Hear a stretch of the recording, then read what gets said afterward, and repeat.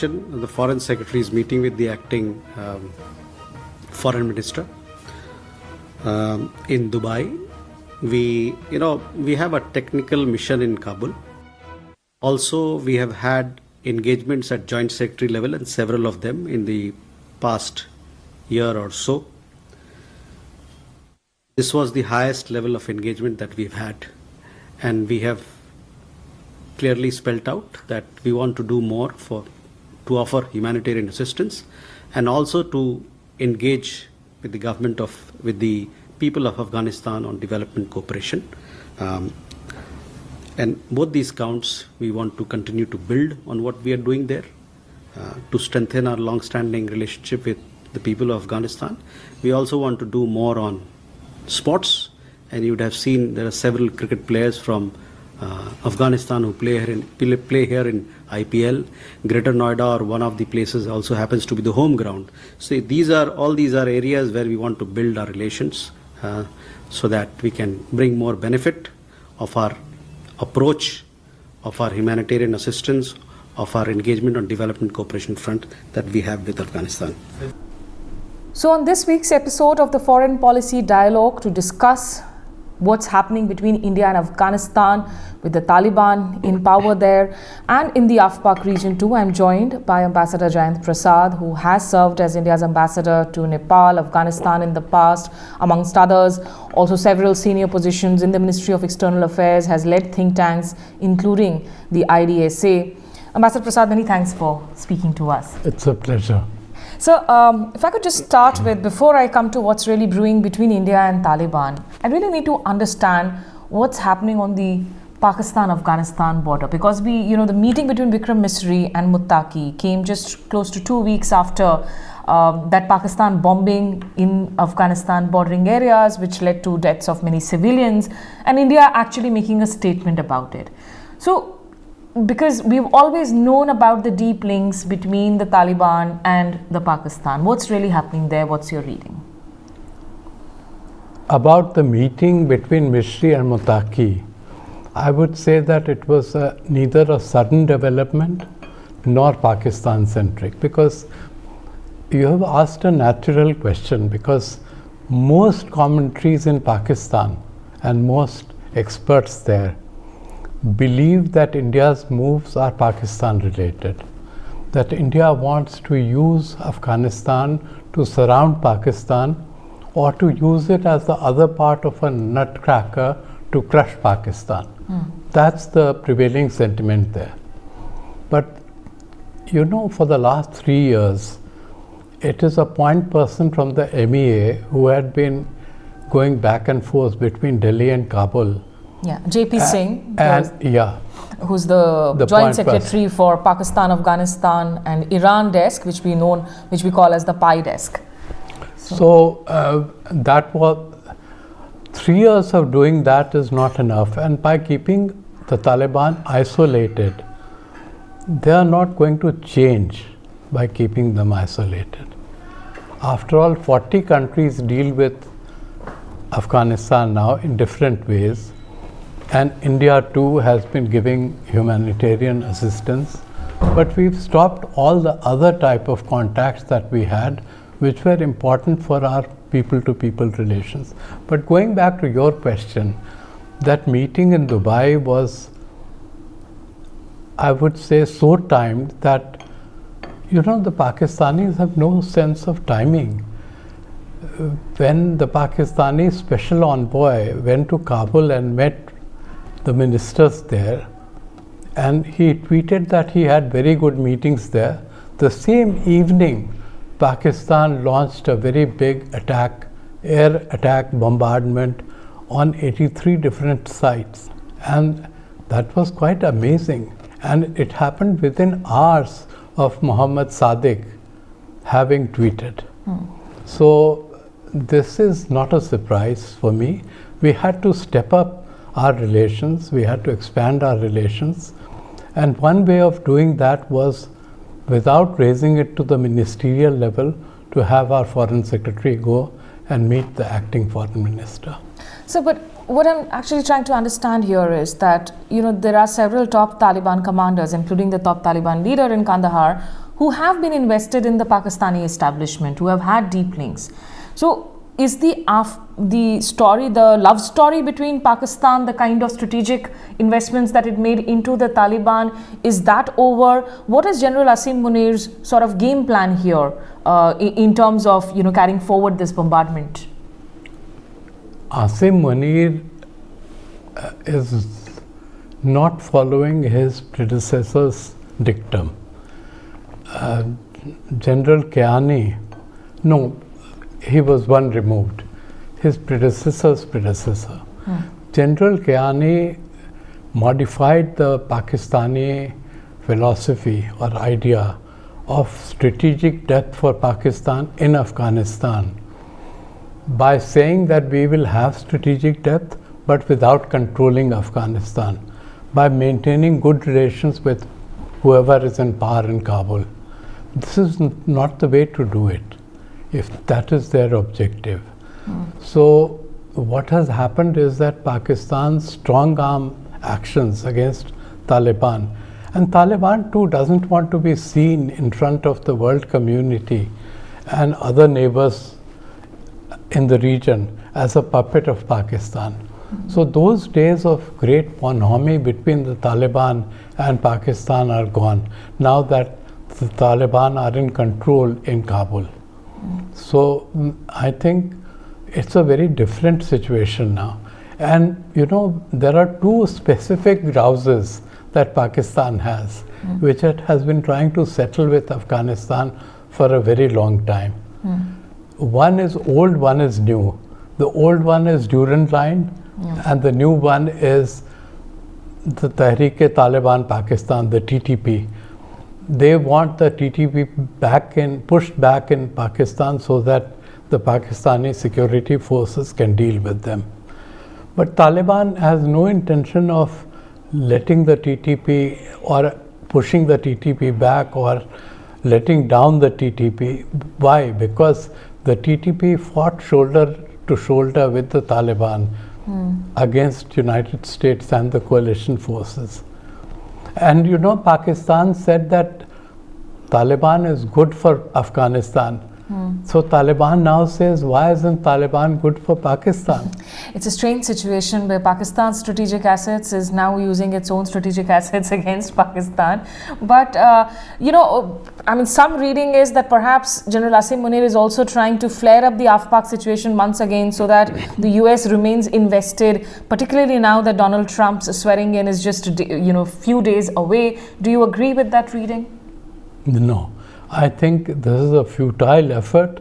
The US has turned its back on Af-Pak.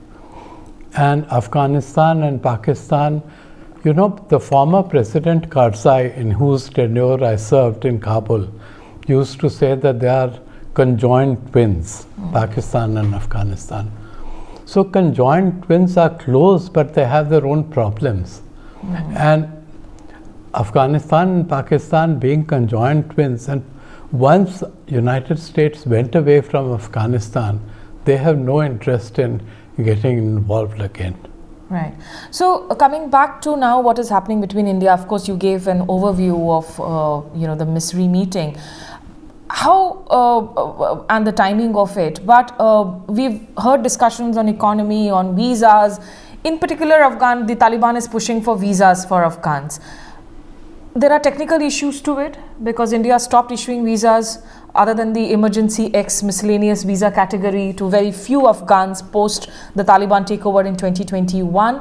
How can India proceed on the issue of visas given that we actually do not have functional visa sections also in the consulates? I think that's a political decision and a security related decision, and India will have to call this.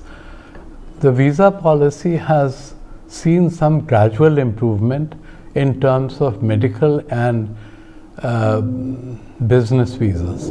But the earlier contact between Pakistan and Afghanistan and Afghanistan and India through a very frequent interaction, multiple flights a week between Kabul and Delhi, not only that, from Kandahar to Amritsar, from Kabul to Amritsar, there was a lot of business building up, and all that has finished as a result of the visa policy. So we'll have to relax the visa policy gradually, depending on how ready the government is to do that. I don't think that's an impediment, because visas these days by all countries in the world are given to agencies to handle. So we don't have to have a big paraphernalia in the Indian interest section in the Kabul embassy. I mean, even if there are security issues at stake, the fact that, you know, a couple of hundred students that we could have issued visas to, that has not been done. Also in terms of visas perhaps to women students or women, you know, just to make a point to the Taliban. Is that something India should work on? Because while I do understand that strategic autonomy, realism, these are key aspects of India's foreign policy, but there is a gender apartheid under the Taliban regime. So how can India take up the cause for women and girls in their current, in fact, discussions with the Taliban? There is a simple way of doing it initially, but ultimately they'll have to crack the visa issue. The simple way of doing it is that we have restarted the scholarship scheme by allowing Afghan students to enroll in Indian universities, 1,000 a year in different campuses, and 30% of those seats have gone to Afghan women or girls, and that's very good but not enough. That should be raised to 50% at the minimum, and that will be a good signal. But we need to go step by step, because if we move too fast, the Afghan authorities may not, the Taliban may not agree. So we have to keep that in mind. But your general point about the visas is well taken.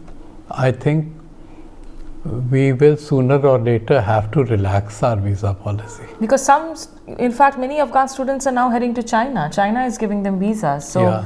India also needs to keep thinking about the Chinese presence in Afghanistan currently. Yeah. Actually, there are Indian students going to China, Indian students going to Bangladesh. When the crisis in Bangladesh occurred, we suddenly discovered that there are 6,000 Indian students in technical institutions in Bangladesh. So, but you are right that the whole principle of our interaction with them, not just students, every single person in the Afghan government who had anything to do with finance or audit had been trained in India. So our policy had been to get Afghanistan to stand on its feet and take its own decisions. And we can't do that effectively without interaction, which is human. So, you know, considering the fact that, of course, India still wants to have certain leverages over the Taliban, we, like many other countries, we haven't officially recognized the Taliban. Should India go back and continue with some of the infrastructure projects? You know, which are the areas where India can start to work right now in terms of renewed engagement within Afghanistan? You know, when Taliban came quite suddenly in August 21, we had a lot of projects underway under the Small Development Project Scheme. And some of them were halfway through, some of them were 3/4 way through. So all the pending payments, etc., have been cleared up in the meantime. Now that we have decided to upscale our interaction and expand our relations, we can begin by taking up some of the unfinished projects. Then there are some big projects that we did, like the Harirud Friendship Dam. So even before the Misri-Muttaqi meeting, we had a WAPCO's team. WAPCO's was a consulting firm which designed the project and executed the project. They went and saw what was required over there. So I'm sure that these are the type of things India will begin with slowly.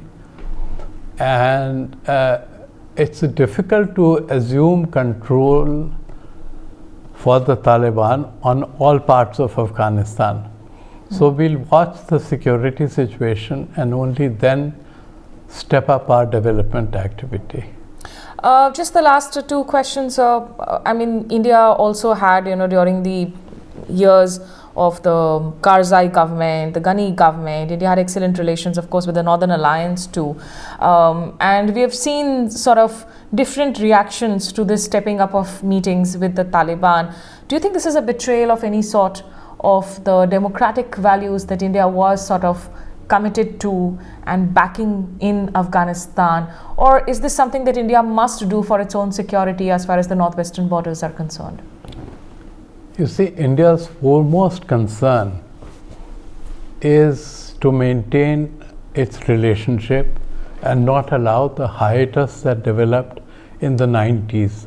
Even before the Taliban took over in 96, India withdrew from Afghanistan because of the internecine fight between the Mujahideen factions, between Dostam, Hekmatyar, and Commander Masood. But now there was a fight between the resistance and the Taliban, but the resistance retreated to Tajikistan. And the entire Afghan opposition has taken shelter in the West. In fact, the entirety of the Afghan embassy and consulate in Mumbai no longer exists except 3 or 4 officials. And where have they gone? They have all gone away to the West. They have taken asylum there and they have been given asylum there. So there is no resistance inside Afghanistan. So somebody has to maintain links with Afghanistan, and it can only be the regional countries. The second thing is that we have a very huge security concern which you highlight. So the Taliban has assured us that unlike the previous phase between 96 and 2001, when LET and JEM camps were in Afghanistan, they were not put there by the Taliban even then, but they were not powerful enough to stop the Pakistanis from getting these groups to establish their camps in Afghanistan. Now the Taliban has assured us repeatedly that they will not allow their territory to be used against India. And they are in that position that we can trust them, that they can actually come through with their assurance? No, some arms that have been left behind in Afghanistan went into the black market. And those arms we see being used repeatedly in Kashmir. All the fights which have occurred, firefights, at the end of it we have found American arms. So that's a misfortune. But that doesn't mean that these people are operating from Afghanistan. You can acquire weapons in Pakistan very easily, especially on the western side of Pakistan. Right. Just one final question, sir, because, of course, the memories of that pull-out in 2021, the collapse also is absolutely fresh in people's minds, especially in the region. And this all started because of Trump's announcement of the troops pull-out, of course, while he was president in the first term, 2020. Now that Trump is coming back, you say that he will not be invested back in Af-Pak. But we do understand that India did try reasoning with him in his past presidency that how a sudden troop pullout could actually lead to a collapse situation and put India's investments into Afghanistan into jeopardy. And currently, if India is wanting to work with, say, for instance, a country like Iran, to find a way out of reaching assistance to Afghanistan or working with them, do you see a sort of a push and pull happening under Trump presidency again when it comes to India's approach to Afghanistan and how it deals with it vis-a-vis Iran? India couldn't do anything to stop America from getting out of Afghanistan. They had been trying to get out for the previous 11 years before they finally got out, because President Obama put additional troops in Afghanistan. And during his presidency, the number of troops went up to 100,000 from the US alone. I'm not talking of the other countries from NATO and others who were involved in the coalition. They had put an umbrella called the ISAF. But the odd thing was that Obama, when he put this additional help to the American commanders, he announced simultaneously that they were there for a temporary period and they would start pulling out, and he laid out a timetable for withdrawal. And this was a very odd way of augmenting deployment. And that's when the Taliban first said that you may have the watches, but we have the time. So we couldn't do anything about it at that time when Obama took this decision. And then it was followed up by Trump, who was determined to get out, so he had the Doha Agreement. And the Doha Agreement is nothing but to extricate the US forces from Afghanistan. So you remember that we got an exemption under the previous administration from the US sanctions on Iran for Chabahar, because we built 2 berths there and we wanted to activate them. And that, I presume, will be continued. It would be foolish on the part not to continue that, because that's the only way we can effectively reach Afghanistan, because Pakistan has put an effective block between our reaching supplies to Afghanistan. Right. Yeah, Chabahar, of course, remains crucial for India's connectivity plans, not just into Afghanistan, but Central Asia too. But thank you so much, Ambassador Prasad, for sharing your insights. And as they say, the great games in the graveyard of empires basically continues. So India will also have to make sure that it's not left behind, and it continues with its moves in its own strategic interest, of course, foremost. But as a regional leader, how will it balance it out when it comes to the rights of minorities and women in Afghanistan? That is something that, of course, will remain a challenge and an expectation from India as it goes into these engagements with the Taliban. So that's all that we have in this episode of the Foreign Policy Dialogue. If you like the episode, do like it, share it, and subscribe to the YouTube station. Thanks for watching.